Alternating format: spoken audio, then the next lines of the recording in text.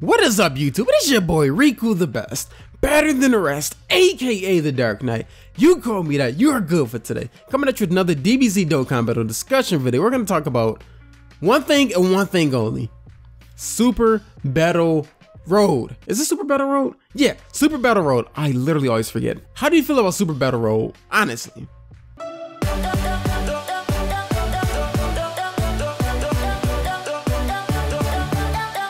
Now, before I start this video off, my Twitter is going to be over there, RikuTheBest YT. Make sure you follow that, as well as $3 off discount code for Play Asian. Use RikuXP at the checkouts. It's kind of like Amazon, eBay. If you never heard of the website, check it out. You can buy anything on there. You can buy games. You can buy perishable items as food for you Ningans. You can buy resources, accessories, anything. You can buy this hat. You're not buying this specific hat and you can't buy your dad on there. Ha! Now, main thing I really want to talk about is, you guys have played it. I have played it myself. And for free-to-play players, pay-to-play players, all you guys. Is it too hard? Honestly, just plain and simple. Is the mode too hard? Now, the way I'm gonna answer that question is, it is challenging. I'll use the word challenging instead of hard. Of course it is, but honestly, it's challenging for pay-to-play players or whales in general. It gives them something else to do in the game besides, well, if you're a whale, you generally have nothing else to do, you know, nothing to challenge you, nothing to go at you and give you, you know, difficulty needed. But however, for free-to-play players, keep in mind, free-to-play players are not all of them, but they're not generally weak and feeble as you think they are. Yeah, they're free-to-play players, but they can still get the same units that us pay-to-play players can get. However, it's going to be a lot harder since they won't have as many stones to use to acquire those units. So it's like, that's really the only difference. We have a better chance of getting the units because we buy stones. We have a better chance with the amount of stones we can use to summon to get the unit. Free-to-play players only have a limited amount of stones. That's literally what it is. Of course, that's a bad thing. That's why we have an advantage, of course. Generally, that's how it is in mobile games anyway. If you pay, you're going to have an advantage because that's what they want you to do. Yeah, it's going to be challenging to pay-to-play players and free-to-play players. There's only a few people that I've known to actually beat at least one or two of the typings. Talon beat two of them. The Truth beat one. D-Free beat two of the typings, I believe.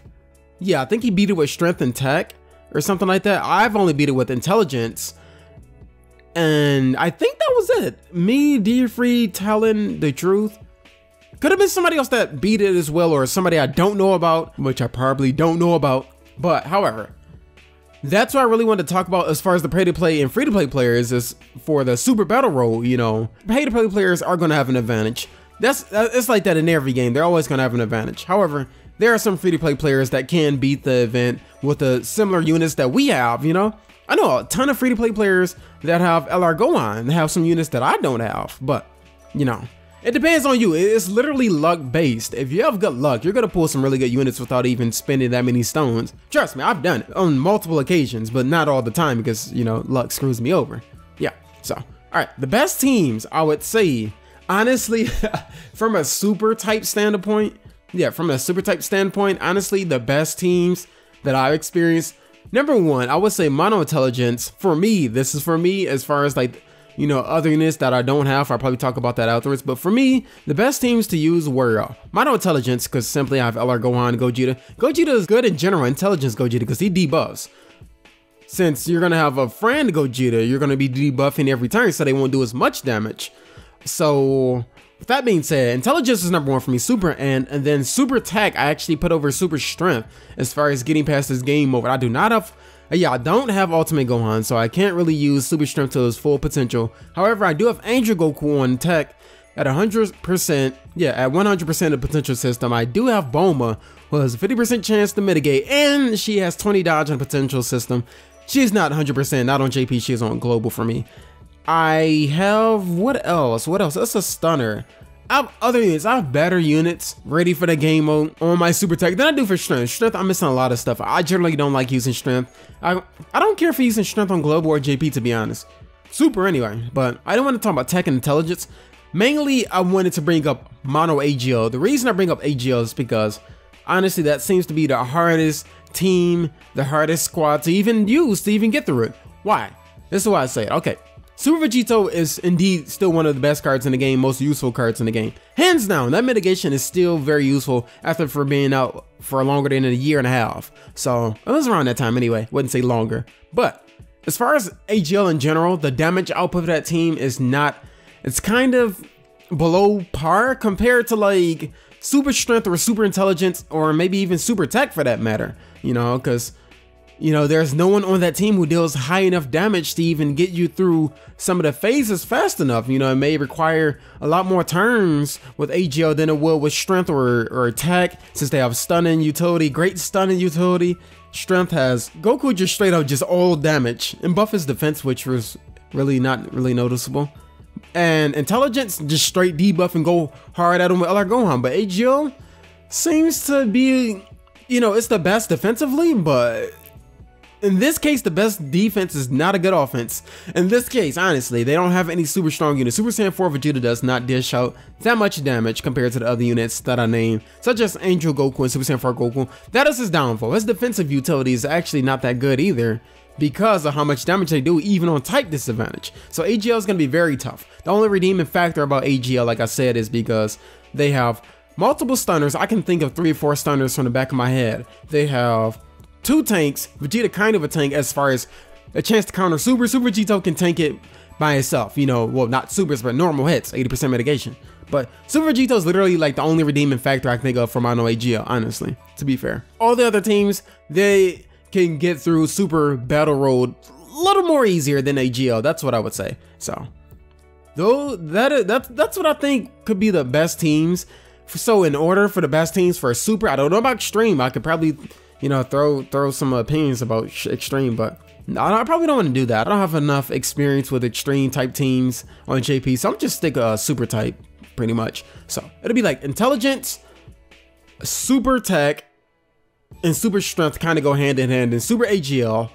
As far as Super Physical, I may put that above Super AGL. So it may be like Int, Strength, and Tech hand in hand. Physical below them, yes, they do have Electronics. They do have physical Gotenks, who obviously outdamages freaking Super Saiyan 4 Vegeta. Hell, he even outdamages Super Saiyan 4 Goku. So I'll put physical below Strength and Tech, and then I'll put AGL at the bottom. And then I feel like I'm missing one. 1, 2, 3, 4. Oh no, that's all of them. That's all of them. That's really how I feel about, you know, this game of Super Battle Road. It's gonna be hard, you know, it's something to do. I know a lot of people were sitting there asking for a challenge during the times where we can just run through events with 70% leads, 120% leads, you know, with any leads in general. I've done free-to-play videos and just destroyed some leaders, but at least they given us a game mode that we can actually, you know, have a challenge against. Of course, it's gonna be hard, and unfortunately, it's for an LR that it's gonna take a while to acquire for the people that don't mod. But you know, that's how I feel about the game mode. Honestly, first thoughts, you know what? Before I end this video off, my first impression, I actually should really put this at the beginning of the video. My first impression of the game mode is, when it first came out, I honestly didn't want to put my opinion on Twitter as of yet until I experienced it myself. But when it first came out, before I was going to bed, it was like 5, 6 a.m. You know, I was still woke. I played the game mode. Okay, why did, I don't know, Zarbon hit me for 50k for regular damage, or just a normal hit? Why did he hit me for 50k? You know, I was sitting there, I was literally confused. I got on Twitter, I was like, yo, I'm about to straight rant, like, oh my god. I went on Twitter, you know, just to go look at other people's opinions about this game mode, and if it was overpowered, is it too much, is anybody literally going to beat this? But the thing about it is, with a challenge like this, you know, it kind of forces us to think of, you know, different alternatives, think of strategies in general, and to tackle this type of a challenge, because it's not the general challenge you can just go to and bring any team and then, you know, get crits and kill. It's not that simple. You know, you gotta definitely check your team, bring certain units who will help out in this game mode, maybe bring a couple of stunners, maybe bring only 2 attackers and everyone else support units to buff up those 2 attackers, you know, stuff like that. You know, it kind of forces you to think of a strategy to deal with this, you know, to handle this game mode. That's why I really like it, because I've used units that I would never ever use in just Dokkan events, dude. Like, I threw, in my AGL team, for example, you guys already seen the video I actually uploaded today. I threw Aurelia in there. No one uses her anymore. I use her for stunning utility, plus she has rebirth and shock and speed. I threw in Whis. No one uses a free-to-play Whis card, even if you, especially if you're a whale. Who's gonna use a free-to-play Whis in the new meta of Dokkan right now? Honestly, who really use that unit? but he can come in handy definitely with this game mode because he gives health via passive. And like I said, he has a stunning utility as well, as long as having shocking speed and godly power if you're going to put Budokai on there as well on the HL team. Yeah, it forces us to think of different strategies and whatnot. That's what I really like about this game mode. And you know, we're going to keep thinking of different ways to try, because when I just got on Twitter like a couple hours ago, you know what? I saw like Animated Muscle posted like things on there, like different leaders and showing like barbershop characters, you know, and he was thinking of ways to like to debuff the opponent to where they won't do as much damage.